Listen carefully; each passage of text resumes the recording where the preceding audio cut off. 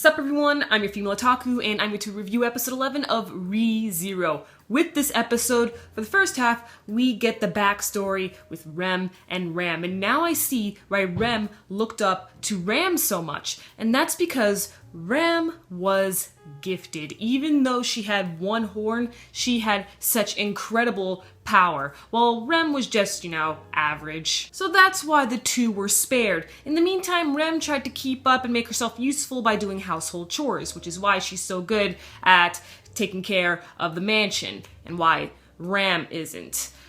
And then one day, their demon clan got wiped out. Ram came to save her sister, and she did, but then one of the bad guys came up and chopped off her horn, and Rem felt guilty because she thought right after that horn got chopped off, she thought, finally, it broke off, and she smiled and cried, and it was like, ooh. Of course, I understand why she would feel like that. I mean, she was only a child, all right? It makes sense. I don't fault her for that, but she still feels guilty for what she thought that day, and continues to feel guilty. Subaru confronted Rem about this and said, you're the only one that thinks like this. I mean, you're better than Ram at everything. I don't know the old previous Ram, but you are special, and you should smile and laugh about the little things. That was really cool. The whole end scene there was really sweet to see. The only fault I had with this episode was the OST. Twice the OST seemed really out of place. First time was during the fire scene with the backstory of Rem and Ram. They played like these cheerful violins when everyone was getting killed. And it's supposed to be a serious moment, so I was wondering why they were playing happy violins. I don't know, maybe I heard it wrong, but the violins sounded happy to me instead of fearful, because a lot of times violins can be used for like a fearful, scary scene, but it sounded happy to me. Maybe it's just me. Another time that I thought the OST was off was when they played the opening in the middle of the episode when Subaru was battling the mob beasts.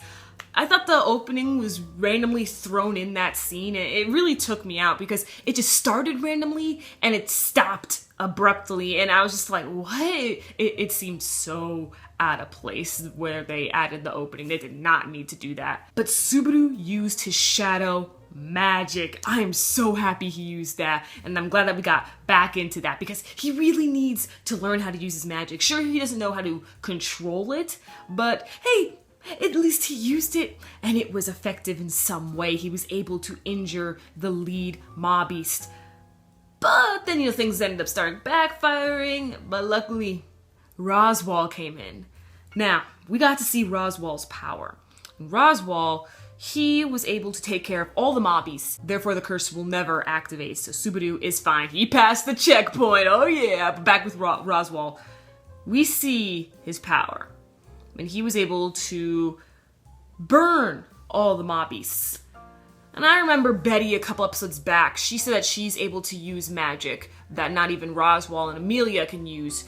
And Betty, she's making herself out to be the most powerful of all the members of the mansion. So we saw that incredible power from Roswaal, but Betty is even more powerful than that.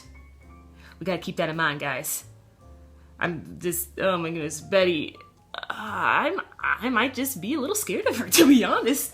How much power does Betty really have?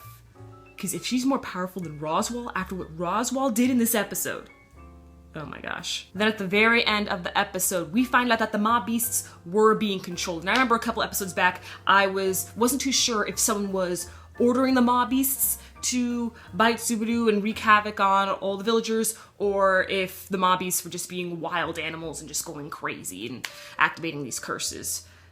But no, there is a mob beast master. And Roswaal and Ram have an idea that it's probably one of the children. Interesting. We're probably going to see this person again real soon. And finally, the episode ends with Subaru asking Amelia on a date. And this time it will happen because the checkpoint has been cleared. Finally, Subaru, you go out there and you get your date with Amelia. Cannot wait to see that. And now that we're done with this checkpoint, we're gonna move on to the third arc.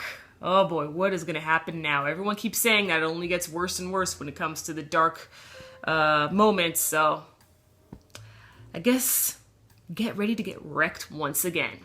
I'm just happy that we finally passed this. It took some time, but that shows us that our main character and our cast is not OP, and that they definitely have to try over and over again. How many episodes was this? This was about 5-6 episodes?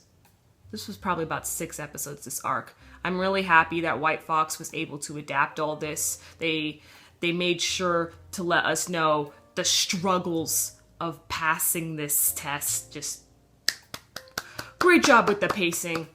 Great job. Catch me later as I review volume 4 of A Silent Voice, and also I'm going to upload my top 10 video either tomorrow or Tuesday. One of those, but just stay tuned for that. I'm a female otaku. Sayonara.